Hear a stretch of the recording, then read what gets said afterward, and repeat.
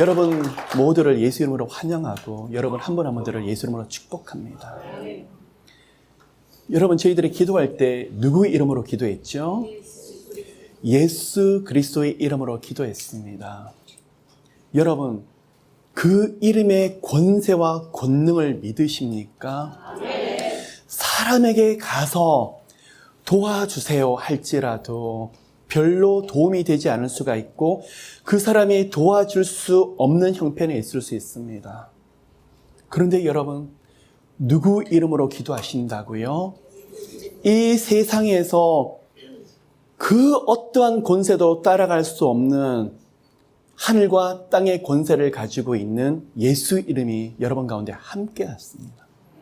여러분 예수 이름으로 축복합니다. 그럴 때요 정말 그 축복이 예수 이름 때문에 이 땅에 이루어집니다. 가정에서 예수 이름으로 자녀를 축복하십시오. 가정을 축복하십시오. 진로 장래를 축복하십시오. 누가 함께 하시기 때문에요? 예수 그리스도께서 함께 하시기 때문에 그렇습니다.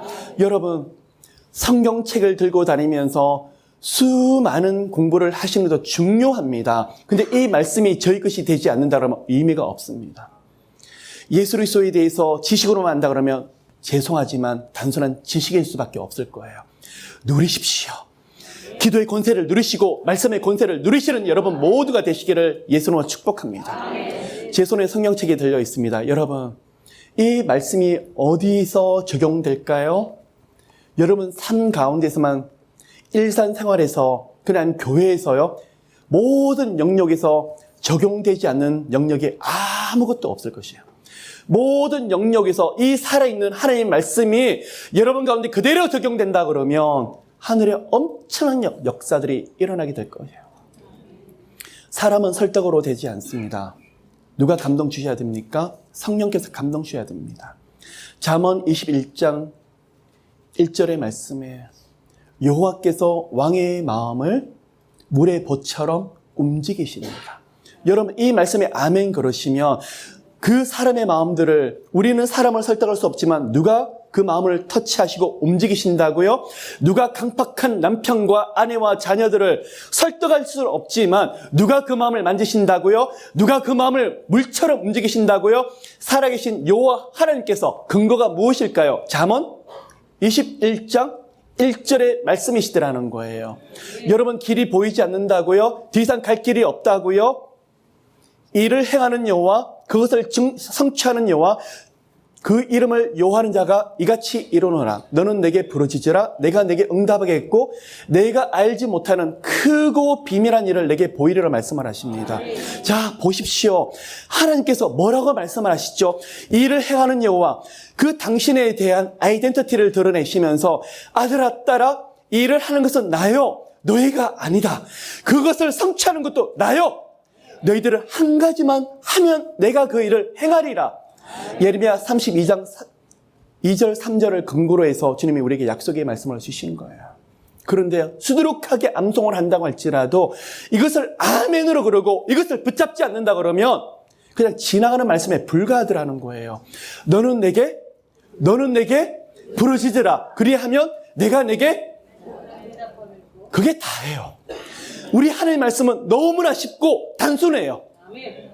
살아계신 여호와 앞에 부르짖기만 하면 아들아 딸아 내가 내게 응답하겠고 그게 바로 네마의 말씀이에요. 여러분 오늘 이 말씀에 모두 아멘 아멘 하시길 바랍니다.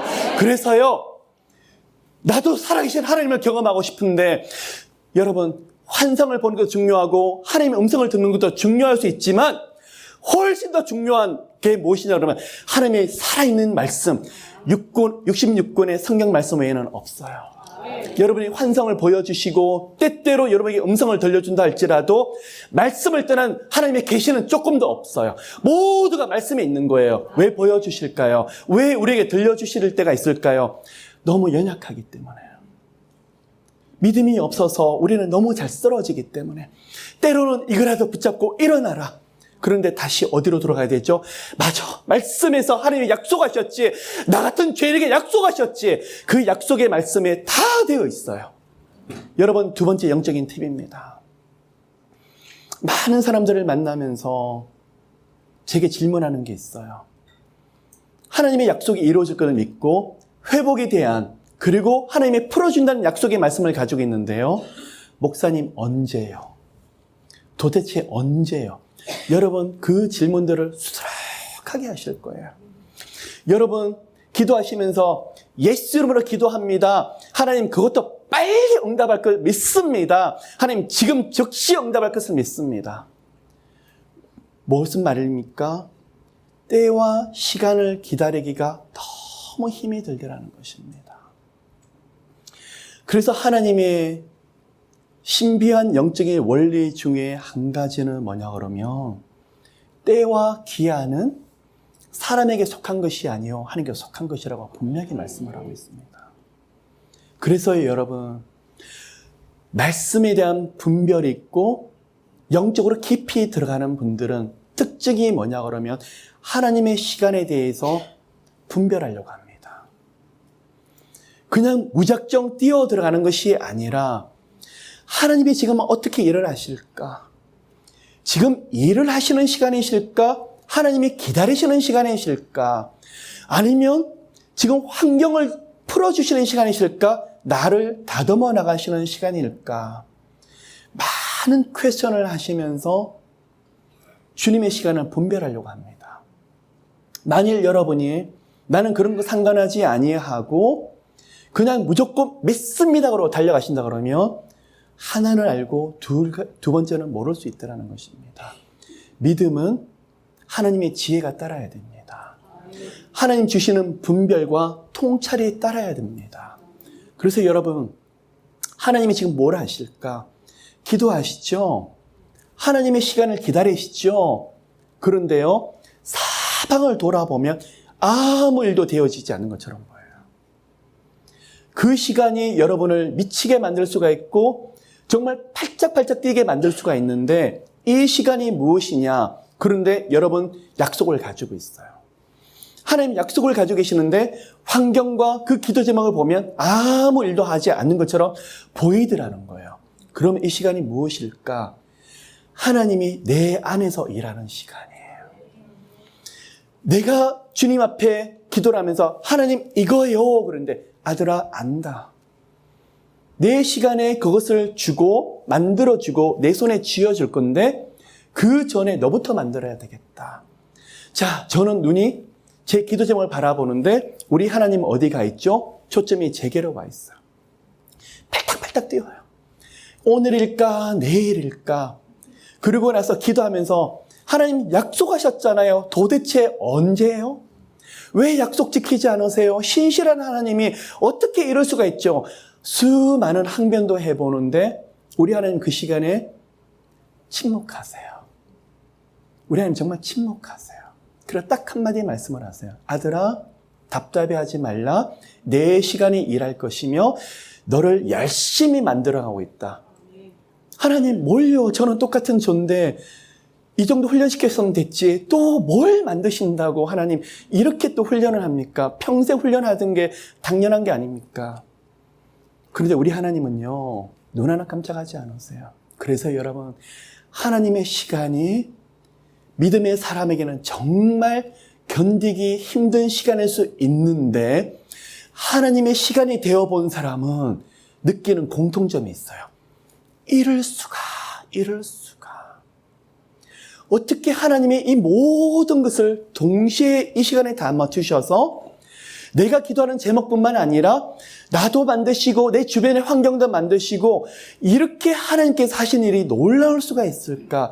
그때 탐복을 하는데 하나님이 뭘 하시니 그때 됐어야 뚜껑을 딱 열었더니 보이더라는 거예요. 그러면서 느끼는 게 무릎 꿇을 수밖에 없더라는 것입니다. 러빙 월십은 그러한 하나님의 방법을 구하고 싶고 하나님의 시간을 기다리고 싶어요.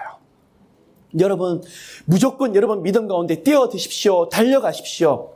아닙니다. 어떤 분은 그 문이 열려가지고 지금 달려가야 되는 분이 계시는 반면에 어떤 분은 아니요, 스탑. 언제까지요? 하나님이 이제는 되었다. 하나님이 더 급하세요. 어느 시간이 되면요, 나라는 사람이 만들어지면 하나님이 훨씬 더 급하세요. 그래서 하나님의 시간, 그 시간이 비록 힘들지만 그 시간이 완전한 시간이며 그 시간이 되었을 때 하나님 하시는 놀라운 섭리와 계획들이 여러분 가운데 펼쳐지게 될 것입니다. 그러면 두 번째 영적인 팁을 결론을 내립시다. 하나님의 시간을 누구만이 기다릴 수 있을까요? 하나님의 방법과 하나님의 열심을 믿는 사람만이. 그러면 여기서 한 가지 오해가 있을 수 있어요. 그러면 사람은 아무것도 하지 아니하고 그럼 하나님 일하실 때까지, 그 이야기가 아니에요. 하나님께서 나를 막으시고 훈련하실 때는 사람이 할 수 있는 영역이 지극히 작을 수밖에 없더라는 거예요. 그 영역 안에서 최선을 다하십시오. 그런데 할 수 있는 게 별로 없을 거예요. 요셉이 보디발 집 안에서 감옥 안에서 있은 시간이었습니다. 그런데 하나님 시간이 되었더니 풀어줬더니 지경이 훨씬 더 넓어지죠. 하나님의 사람은 다 이 시간들을 지나더라는 것입니다. 그래서 여러분, 하나님의 방법과 열심히 여러분 삶 가운데 드러나며 하나님의 타이밍이 여러분 가운데 펼쳐지면서 그때서 여러분이 탄식이 아니라 하나님 앞에 탄복하는 시간. 정말 놀랍다. 우리 하나님이 정말 놀랍다. 그렇게 고백하시는 여러분 모두가 되시기를 축복합니다. 그래서 기도하십시오. 아무리 움직여도 되지 않는다 그러면 하나님, 제가 참고 인내할 수 있는 시간도 주시옵시고 또한 하나님의 시간까지 기다리게 해주시옵시고 하나님의 시간이 됐을 때 하나님이 예비하신 것을 꼭 보여주시옵소서. 그런 시간 되시기를 예수 이름으로 축복합니다. 누구 이야기냐고요? 저 이야기예요. 정말 어린 시간부터 수두룩하게 기다리면서 하나님 길이 없어요. 도대체 언제요? 저는 계속 하나님 앞에 그 시간에서 항변을 많이 하고 따져보기도 많이 따져보았습니다. 근데 우리 하나님이 훨씬 강하세요. 제가 질 때까지 기다리시더라고요. 하나님 알아서 하세요. 손을 딱 놓고 그 시간까지 나중에 시간에서 물어보는 것도 다 포기해버리더라고요. 그럴 때 하나님이 일을 하시더라고요. 그러한 축복들이 하나님의 시간을 누리시는 여러분이 되시기를 예수님으로 축복합니다. 오늘 사무엘상 2장을 강해하도록 하겠습니다. 한나가 기도하여 가로되 내 마음이 여호와를 인하여 즐거워하며 내 뿔이 여호와를 인하여 높아졌으며 내 입이 내 원수들을 향하여 크게 열렸으니 이는 내가 주의 구원을 인하여 기뻐함이니라. 한나가 무엇을 인해서 기뻐한다고 말씀하고 있습니까?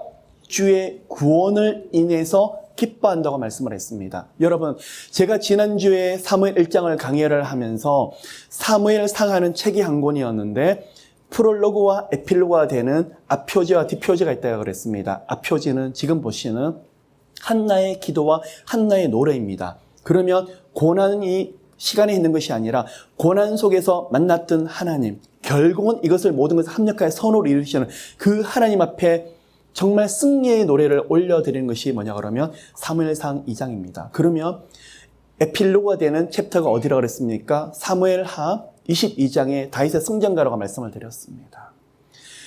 다윗의 인생의 말년에 어떻게 나 같은 사람에게 이러한 은혜를 주셨을까 되돌아보면서 하나님이 인도하시는 그 경륜과 섭리가 너무나 놀라워서 마지막에 나이가 들어서 하나님 앞에 영광 올려드리면서 쓴 시가 사무엘하 22장에 있습니다. 그러면 둘 다 기도하는 찬양이었고 하나님 앞에 올려드리는 찬양인 것은 분명합니다. 그러면 두 시의 공통점이 뭐냐 그러면 승전가예요. 승리의 노래들하는 거예요. 그러면 사무엘 상하와 대비가 되는 책이 어디냐 그러면 사사기인데 이 승리는 누가 부를 수 있냐 그러면 여호와께 모든 주권을 올려드리는 사람만이 승리의 노래를 부를 수 있더라는 거예요. 그러면 요 앞에 주권을 올려드린 사람의 특징이 무엇인데요? 2장 1절에 보면 한나가 했던 행동이 있습니다. 기도하여 가로되. 그러면 하나님 앞에 모든 주권을 올려드리는 사람의 첫 번째 특징이 무엇이냐 그러면 하나님의 뜻을 찾으려고 하고 하나님의 임재를 경험하면서 하나님을 깊이 만나려고 해요. 인생의 모든 문제를 하나님을 대면하면서 해결하려고 하더라는 거예요. 그러면 그것이 뭐라는 겁니까? 기도더라는 것입니다. 여러분, 기도는요 참 쉬워 보입니다. 그런데 기도는 정말 어렵습니다. 기도만큼 어려운 게 없습니다.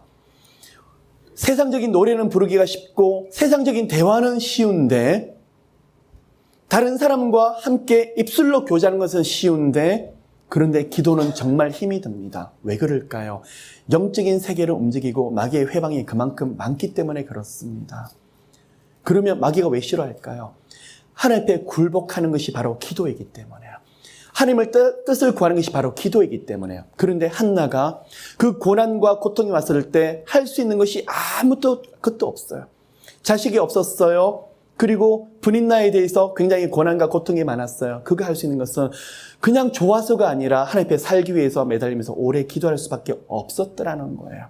그런데 응답받고 나서도 한나는 기도의 태도가 변화되지 않아요. 왜 그럴까요? 기복신앙이 아니라 하나님 앞에 주권을 올려드리는 신앙이었기 때문에 한나가 기도하여 가로되 여호와를 인하여 즐거워하는데 그가 본 것이 뭐냐 그러면 여호와 하나님의 구원이더라는 거예요. 어떻게 나 같은 사람에게 응답하시고 나 같은 사람에게 이러한 은혜를 보여주실까? 그러면 여러분 구원이 무엇일까요? 여러분 구원이 무엇입니까? 예수 그리스도의 십자가의 은혜를 인해서 지옥 갈 수밖에 없는 존재가 천국으로 들어가는 또 구원이지만 진정한 구원은 그것과 함께 영절부터 시작을 합니다. 예수 그리스도와 하나님을 알아나가고 하나님과 그의 보내신 자 예수 그리스도를 깊이 교제하는 것이 바로 구원이에요. 그것이 바로 영생이에요. 그러면 천국에서는 우리가 예수 그리스도를 얼굴 대 얼굴도 볼 거예요. 그러면 그곳에 뭘 하는 거죠? 영원한 생명을 누리지만 예수 그리스도와 얼굴 대 얼굴을 보면서 친밀한 교제를 누리는 바로 그것이 뭐라는 거예요? 영원한 생명, 영원한 구원이 우리 가운데 있더라는 것입니다. 그러면 한나가 지금 노래하는 거 여러분 포커스를 정확하게 맞추시길 바랍니다. 사무엘을 주셨기 때문에 내게 아들이 없는데 아들 주었네? 분인 나를 부끄럽게 했네? 그것을 노래하는 것이 아니라 한나의 초점이 어디 있냐 그러면 어떻게 나 같은 자에게 이러한 은혜를 주시지? 어떻게 나 같은 사람에게 하나님을 가르쳐 주시지? 그게 뭐라는 거예요? 여호와의 구원이더라는 거예요. 오래 기다리면서 하나님 저 이거 아니면 죽습니다. 그런데 안 죽어요. 결코 안 죽게 하세요. 그런데 저는 이거 달라고 하는데 하나님이 기다리게 하시면서 가르치는 게 있어요.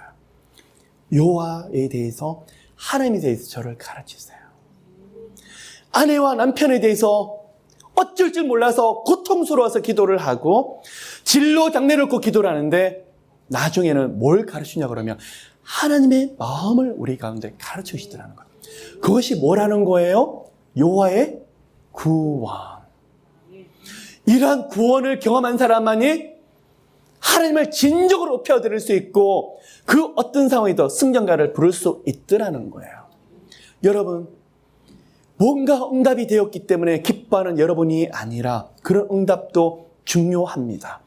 그런데 그 응답을 통해서 훨씬 더 중요한 것은 살아계신 여호와 하나님과 그의 보내신 자 예수 그리스도를 알아나가는 것이 훨씬 더 중요하더라는 거예요. 그래서 저 또한 기도를 합니다. 하나님 매일매일 하나님과 예수 그리스도의 구원과 영생에 대한 감격 그것을 인해서 기뻐하는 제 자신 되게 해주시옵소서. 아멘.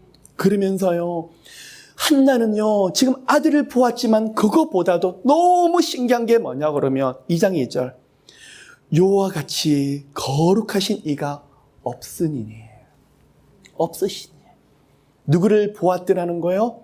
거룩하신 자 코데시 히브리어로 코데시라는 거예요. 이 세상의 천사들도 아니에요. 하나님이 만드신 창조하신 어떤 영적인 존재도 하나님만큼 거룩할 수가 없더라는 거예요.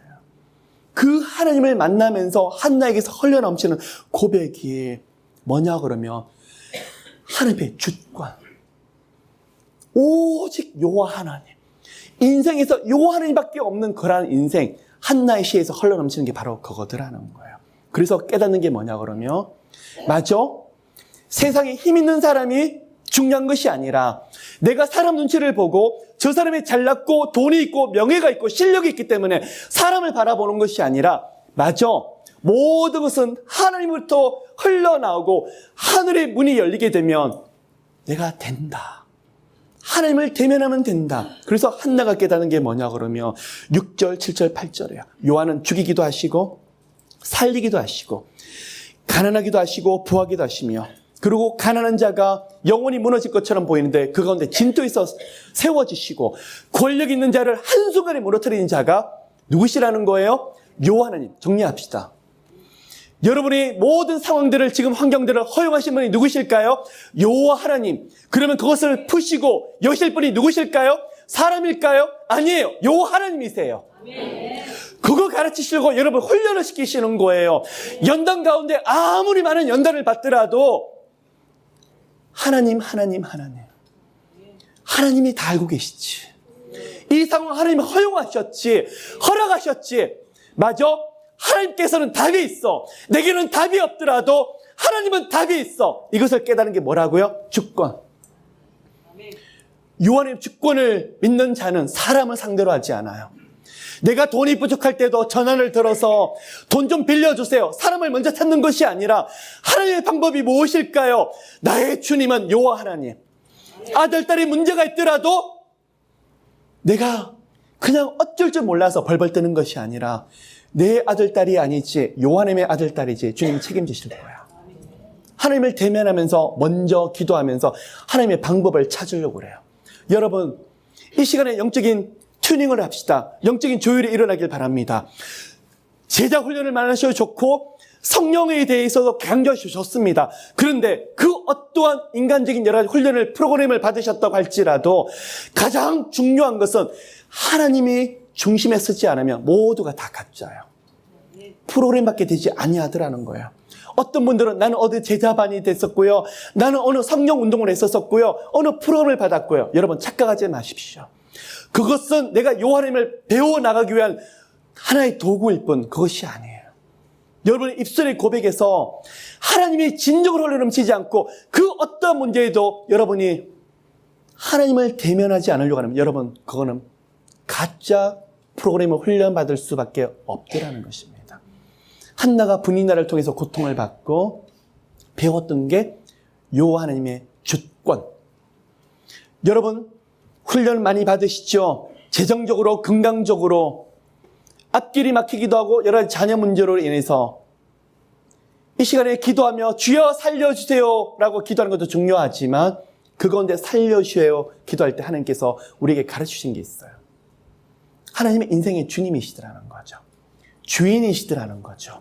내가 열면 그 길이 열릴 것이며 내가 닫으면 아들아 딸아 너의 인생을 열 자가 없느니라는 것을 우리에게 분명히 보여주더라는 거예요. 그래서 기도는 수두룩하게 말씀을 드리지만 이거 주세요 저거 주세요가 기도가 아니라 하나님 앞에 온전하게 서렌더하는 것이 바로 기도예요.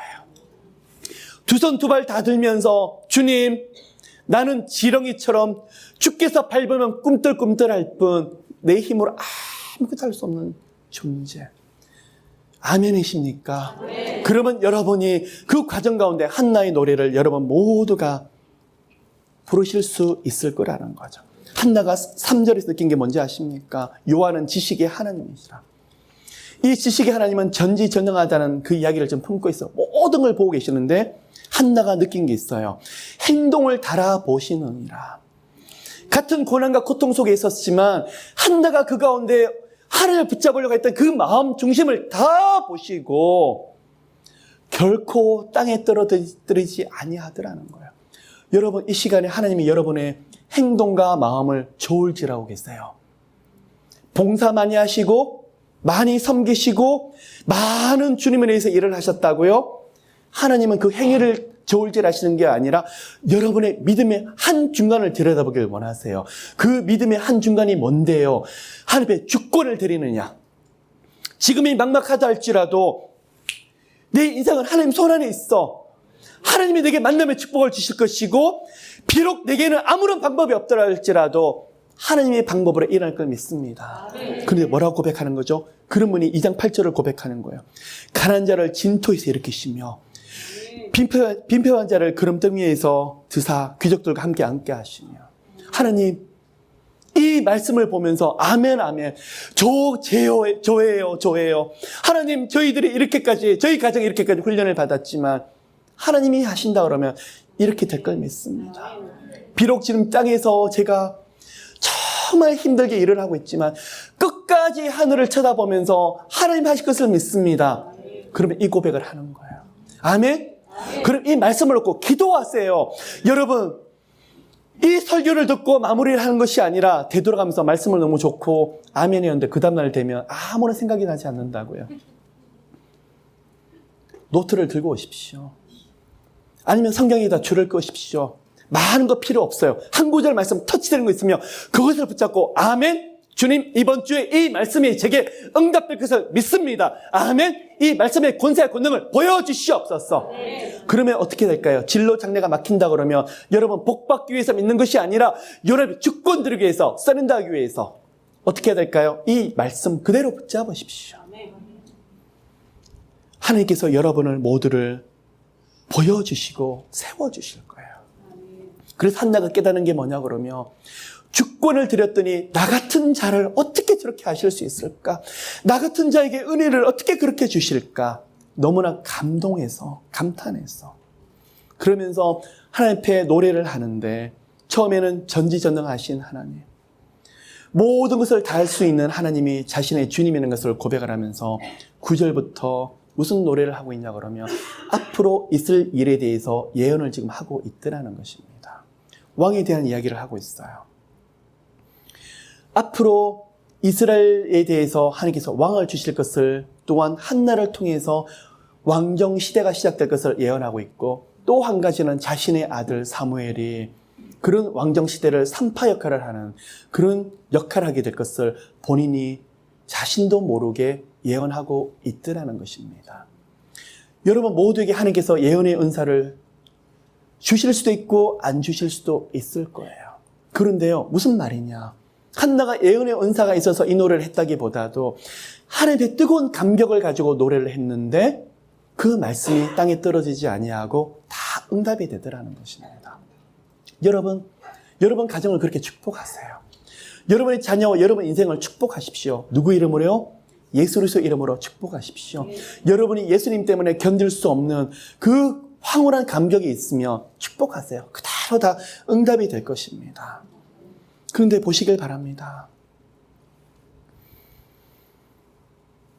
11절에 보면 제사장 엘리 앞에서 누가요? 여호와를 섬기니라. 그의 아들 사무엘이 섬긴다고 말하고 있어요. 그러면 첫 번째 한나가 즐거워서 노래를 부른 것 중에 한 가지는 여호와의 구원으로 인해서 노래를 부르고 여호와를 존귀하게 해서 여호와를 높이기 위해서 어쩔 줄 모르는 한나의 마음인데 여러분 하나님을 존귀하게 높이는 자는 하나님이 그 가정을 높이세요. 여러분이 하나님의 일을 하게 되시면 하나님이 여러분 일을 하게 되실 거예요. 그럼 그 하나님의 일이 무엇일까? 첫째 일은 하나님을 믿는 거예요. 온 마음을 다해서 하나님을 높이는 거예요. 그러면 그 가정에 하나님께서 그 가정을 높일 것이며 그 자녀를 높이실 거예요. 그러면 하나님 높이시는 가장 큰 축복이 무엇일까요? 11절이에요. 여호와 앞에서 여호와를 섬기게 되는 축복을 받게 되더라는 거예요. 꼭 그 자녀가 목사가 된다, 선교사 된다 그 이야기가 아닙니다. 여호와 하나님이 동행하실 때 특별히 동행하시며 특별한 은혜와 은총을 주는 가정과 자녀를 만들 것이라는 것입니다. 누구에게요? 하나님을 존귀하게 높이는 자들에게. 여러분 그런 축복을 갈망하고 사모하십니까? 그러한 축복에 대해서는 여러분 정말 아멘 하시며 그 축복에 대해서 하늘에서 부어지는 그 축복에 대해서 여러분 모두가 다 욕심을 내셔야 됩니다. 그런데요 11절과 12절을 성경에서는 정확하게 비교를 지금 하고 있습니다. 앞에는 사무엘이 어떻게 해요? 여호와 하나님 앞에서 섬기고 있는 모습을 보여주고 있는데 12절에서는요 엘리의 아들들은 불량자라 여호와를 알지 아니하더라 라고 나오고 있어요. 엘리의 두 아들이 나이가 들어서 이제는 제사장으로 그리고 엘리 제사장의 역할을 지금 대신하고 있는데 여호와 하나님께서는 그들에게 분명히 말을 하고 있어요. 뭐라고요? 불량자라고 말하고 있어요. 행위가 악해서 불량자, 그것도 맞아요. 그리고 제사를 업신해서 그것도 맞아요. 근데 하나님이 이들을 보았을 때 가장 불량한 것이 무엇이냐 그러면 여호와 하나님을 알지 못했더라는 것이에요. 누가 누구를 비교하고 있습니까? 사무엘과 엘리의 두 아들을 정확하게 하나님께서는 대조를 하고 있더라는 거예요. 그러면 여호와를 알지 못했을 때 이것은 그냥 단순한 지식이 아니에요. 히브리어로 야다라고 말하고 있어요. 야다는 옆집 이웃을 아는 것이 그냥 지나가는 이웃이 아니라 가족이 되어서 정말 친밀해서 서로서로를 깊이 알아나가는 것을 바로 야다라고 말을 하고 있다는 거예요. 하나님에 대한 친밀한 지식. 그러면 이들은 제사장으로 살았지만 하나님에 대해서는 전혀 친밀한 것에 대해서 관심이 없는데 하나님께서는 그것을 악하다고 말하고 있고 하나님에서 관심이 없으니까 하나님의 뜻을 추구하려고 할까요? 아니겠죠. 완전히 정반대로 가려고 하더라는 거예요. 그래서요, 어떤 짓을 하죠? 이들이 제사를 드리는데 화제를 드리고 나서 그 제물을 바친 사람에게 많은 부분이 돌아가지만 제사장에게는요, 제물의 가슴과 넓적다리가 제사장에게 주어집니다. 그러면 여호와 하나님 앞에 제사를 드리고 나서 그 분량들이 주어지는데 이들이 뭘 하냐고 그러면 제사를 드리기 전에 갈고리로 끌어올리는 거예요. 그러면요, 갈고리도 하나가 아니라 3개의 갈고리가 있는, 그러면 굵은 속살들이 걸려 들어오고 있죠. 가장 좋은 것을 자기들이 가져가려고 하고 있더라는 거예요. 그럼 이들의 마음에는 뭐가 있더라는 거죠? 하나님이 없고 자신의 유익과 자신의 배부름만 추구하더라는 거예요. 두 번째, 이들이 했는 것 중에 한 가지가 무엇이냐 그러면 또한 성전 회막에서 하나님 앞에 봉사하는 여인들을 함부로 취해서 동침하는 그런 일들을 함께 하고 있더라는 거예요. 하나님 앞에서 무서워하고 하나님을 두려워하는 그런 일들도 없고 또한 가장 그들이 했던 악행 중에 한 가지는 요 앞에 올려드린 제사를 업신여겼다는 것을 우리가 알 수 있더라는 것입니다. 17절, 이 소년들의 죄가 요 앞에 심히 크면 그들이 여호와의 제사를 멸시함이었더라. 그러면 누가 제사를 드릴 수가 없죠? 누가 예배를 드릴 수가 없죠? 하나님에 대한 야다, 하나님에 대한 진정한 지식과 진정한 영적인 체험들, 진정으로 갈망하는 그런 마음들이 없는 사람들은 온전한 제사를 드릴 수가 없더라는 거예요. 그럼 누구만이 신령과 진정으로 예배를 드릴 수 있을까요? 누구만이 말씀과 성령으로 예배를 드릴 수 있을까요? 말씀을 깊이 사모하고 성령 하나님을 사모하는 사람만이 깊은 예배와 제사를 드릴 수 있더라는 거예요. 여러분, 그러면 지금 하나님이 대비하고 싶은 게 뭐냐 그러면 한나와 사무엘은 하나님의 주권을 드린데 주권을 올려드린 자의 특징이 뭐냐 그러면 기도이기도 하지만 동시에 예배드리더라. 예배자. 그런데 하나님에 대한 야다에 대한 지식이 없는 사람들은 드릴 수 없는 게 있는데 뭐냐 그러면 제사와 예배를 드릴 수 없을 뿐만 아니라 업신여기게 되고 자신의 눈에 좋은 대로 자신의 소견이 좋은 대로 행하더라는 거예요. 그러면 어느 시대더라는 거예요? 사사기의 시대를 여전히 영적인 저주 가운데서 살고 있더라는 것입니다. 여러분, 선택은 우리의 몫입니다. 어느 쪽을 선택하겠느냐? 그랬을 때 하나님은 성경을 통해서 우리에게 분명히 보여주고 있습니다. 사무엘 쪽의 삶을 살 것이냐? 아니면 엘리 제사장의 아들의 삶을 살 것이냐? 너희들은 택해라 하고 우리 가운데 보여주고 있더라는 거예요. 그런데요, 이 사무엘은 어렸을 때부터 어디서 자랍니까? 성전 안에서 계속 지금도 자라나고 있습니다. 자, 보십시오.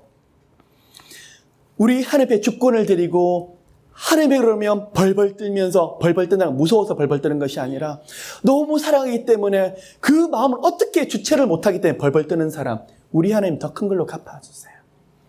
사무엘을 드리고 손해를 보는 인생이 아니라 21절에 보면 여호와께서 한나를 공고하사 그로 잉태하여 세 아들과 두 딸을 낳게 하셨으며, 공고하사 히브리어 파가드라고 합니다. 여호와께서 친히 방문하시다는 뜻이에요. 그곳을 친히 방문하시다. 방문해서 특별히 생각을 하시는데 한나에게 보상하고도 흘러 넘치도록 하나님이 주시더라는 거예요. 여러분, 요아를 진정으로 사랑하고 요아를 존귀하게 여기는 자는요, 하나님이 결코 손해보게 하지 않았어요. 우리 하나님이 흐르고 또 흘러 넘치도록 여러분 영역 가운데에서 다 부어주시더라는 거예요. 헌금을 드리기 때문에 이만큼 복 주시더라, 저는 그렇게 받아들이지 않습니다.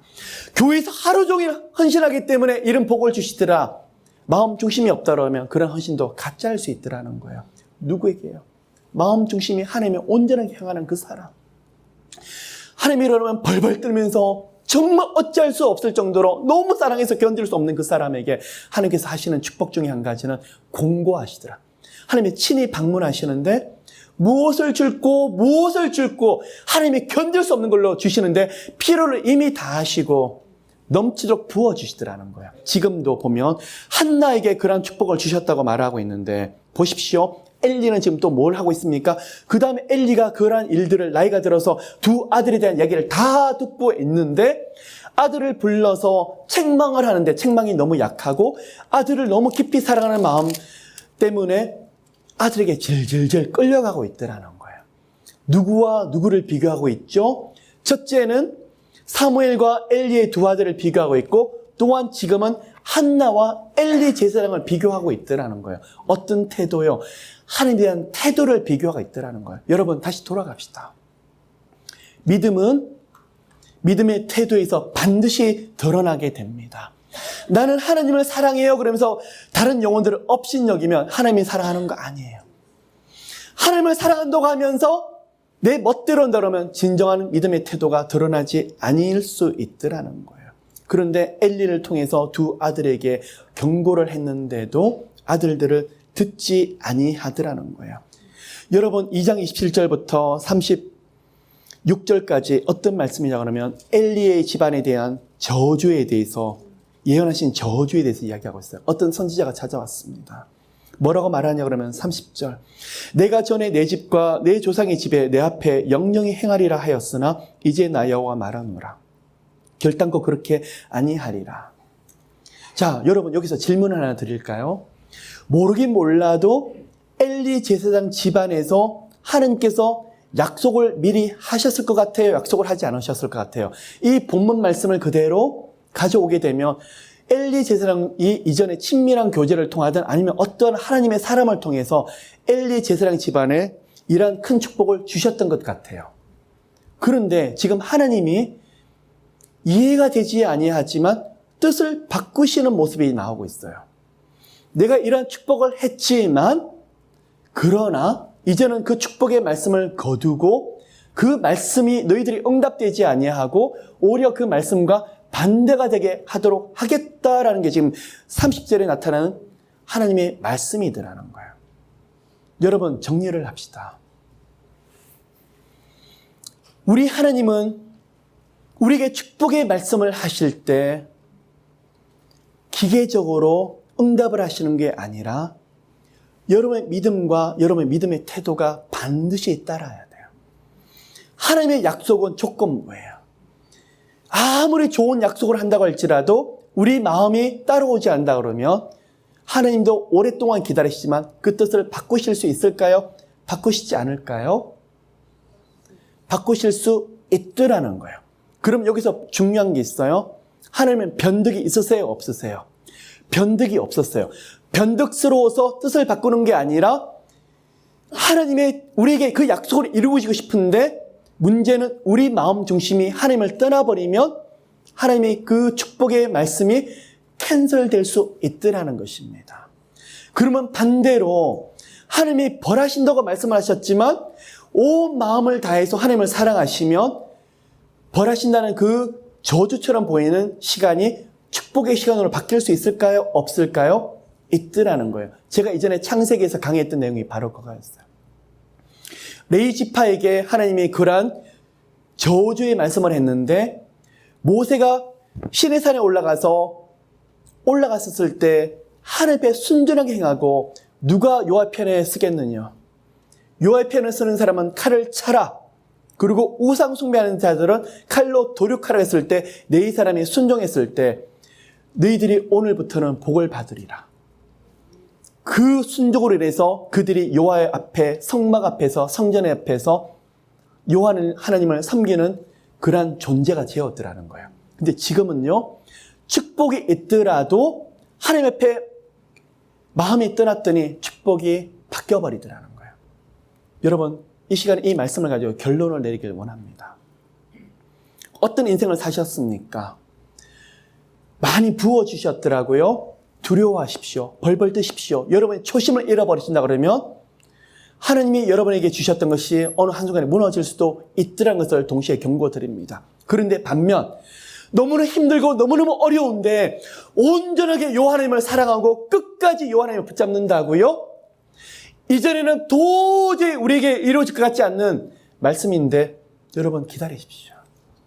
여러분이 한나의 노래처럼 계속 끊임없이 죽고는 올려드린 노래를 부른다 그러면 하나님이 시련과 고난처럼 보였던 시간들을 축복의 말씀으로 바꿔주시고 축복의 환경을 바꿔주실 거예요. 왜요? 어떻게 해요? 제가 말씀을 드리기 때문에요? 아니요. 하나님 주시는 약속의 말씀이기 때문에요. 그러한 축복들이 여러분 가운데 함께 있으시기를 예수 이름으로 축복합니다. 이 말씀이 중요한 포인트가 있습니다.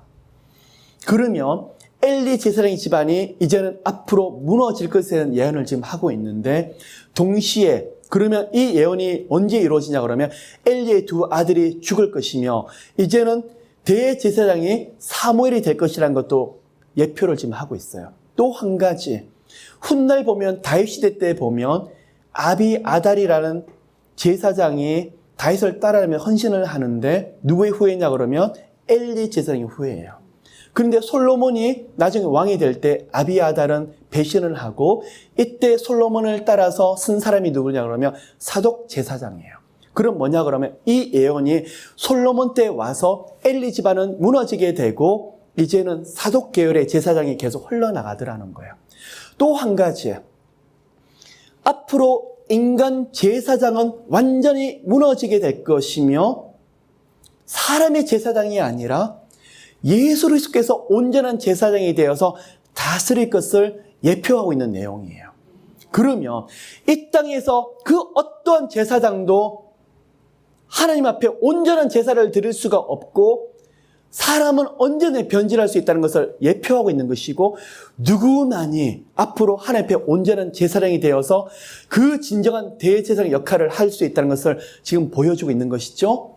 예수 그리스도를 통해서 보여주시겠다는 것을 지금 예표하고 있더라는 것입니다.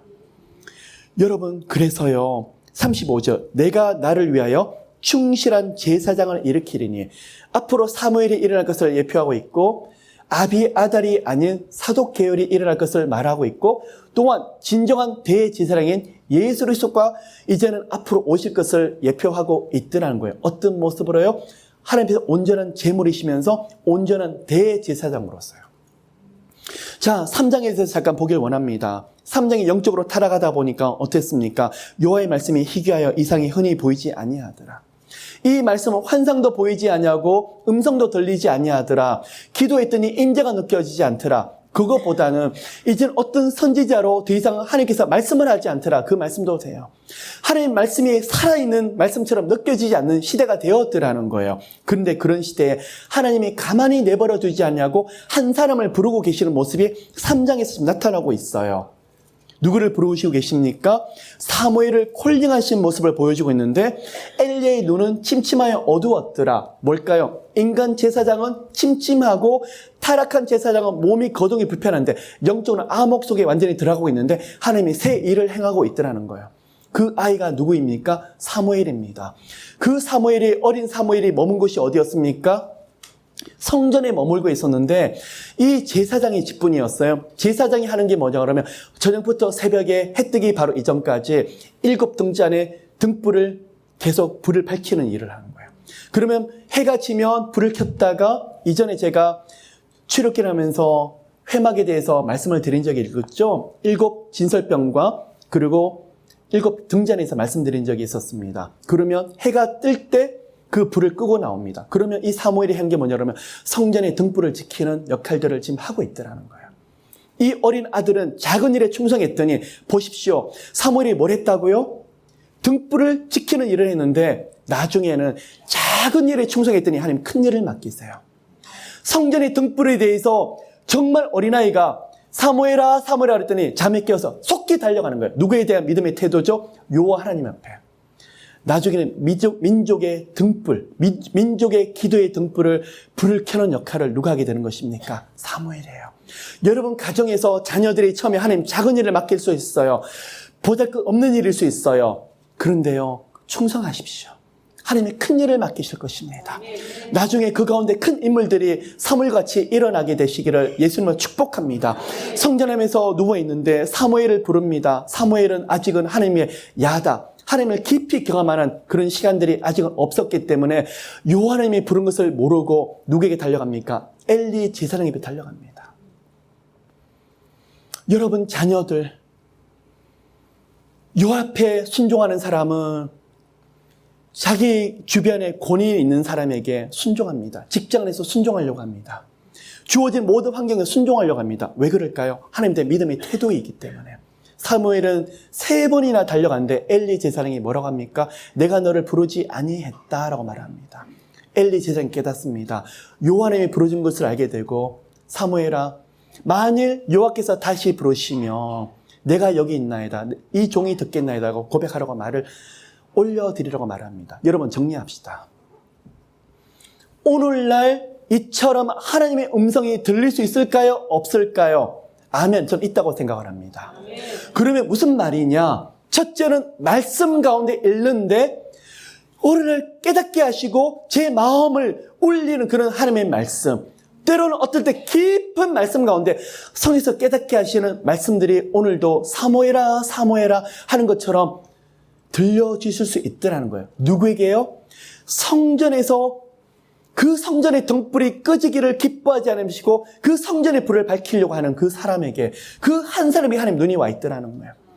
시대가 아무리 어둡더라도 요한 앞에 엎드리는 그 한 사람에게 마음이 와 계시고 그 사람에게 하나님의 음성을 들려주길 기뻐하시더라는 거예요. 여러분과 여러분의 가정이 그렇게 되시기를 예수님으로 축복합니다. 그럴 때요, 주여 내가 듣겠나이다. 그러한 태도가 있는 사람에게 하나님의 말씀을 하시더라는 거예요.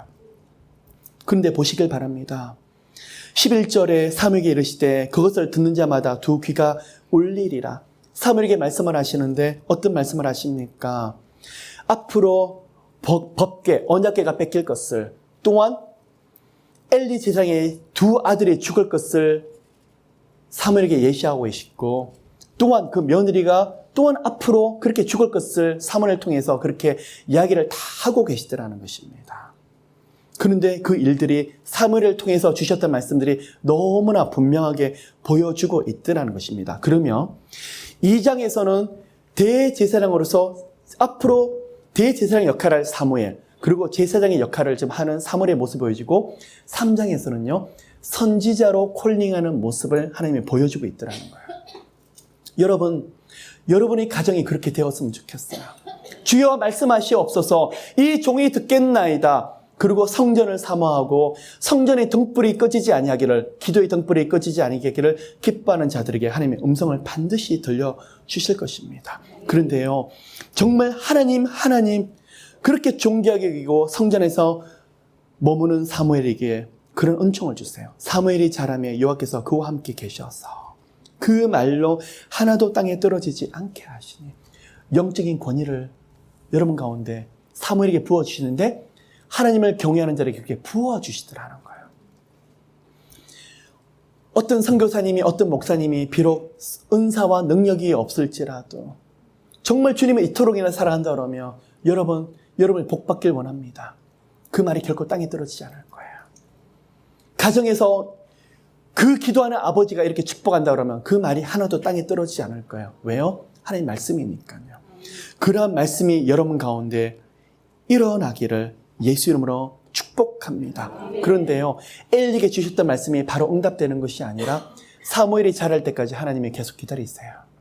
왜 그럴까요? 회개의 기회를 엘리 집안에 계속 주길 원하시는데 들어요, 안 들어요? 듣지 아니하더라는 거야. 마지막 말씀 한 구절을 읽고 오늘 말씀을 마치도록 하겠습니다. 21절입니다. 여호와께서 실로에서 다시 나타나시되 여호와께서 실로에서 여호와의 말씀으로 사무엘에게 자기를 나타내시니. 아멘. 하나님을 존귀하게 여기는 자에게 가장 주시는 축복 중에 한 가지는 하나님 당신의 영을 부어주세요. 성령님을 부어주시는데 성령님을 부어주시는 특징이 무엇이냐 그러면 여호와의 말씀이에요. 말씀을 읽는데 말씀이 깨달아지고 여호와의 말씀과 깊은 교제를 나누는데 삶 가운데에서 그 말씀이 살아서 역사가 일어나더라는 거예요. 아멘. 그래서요, 이 성경책을 여러분이 들고 다니는 것이 중요한 것이 아니라 생활의 모든 삶의 영역에서 여러분 이 말씀들이 정말 역사가 일어나시는 여러분 모두가 되시기를 예수님으로 축복합니다. 아멘. 사랑의 주님, 축복합니다. 그 어떤 삶 속에서 하나님을 존귀히 여기는 저희들 모두 되길 원합니다. 하나님, 저희들의 인생에서 누가 뭐라 그럴지라도 하나님은 주인이시며 주님이십니다. 하나님, 저희들 멋대로 사는 인생이 아니라 눈앞에 아무것도 보이지 않는다라 그래서 하나님을 망령되이 일컬으며 무시하는 인생이 아니라 하나님 높여드릴 때 책임지는 가정, 하나님께서 인도하시는 가정, 하나님의 축복하시는 가정이 되게 되실 것입니다. 하나님 축복합니다. 하나님 말씀을 들려주시옵소서. 저희들이 아멘을 화답하겠습니다. 사무엘처럼 성전의 깊은 기도를 등불을 켜는 저희들 모두 되긴 도와주시옵소서. 하나님, 저희들은 한나의 길을 택하길 원하고 사무엘과 같은 그런 길을 따라가길 원합니다. 하나님 말씀하여 주시옵소서. 순종하겠습니다. 주님, 다른 응답보다도 여호와의 신을 저희들 모두에게 부어주길 믿으며 축복합니다. 감사드리며 이 모든 말씀 살아계신 예수 그리스도 이름으로 기도를 드립니다.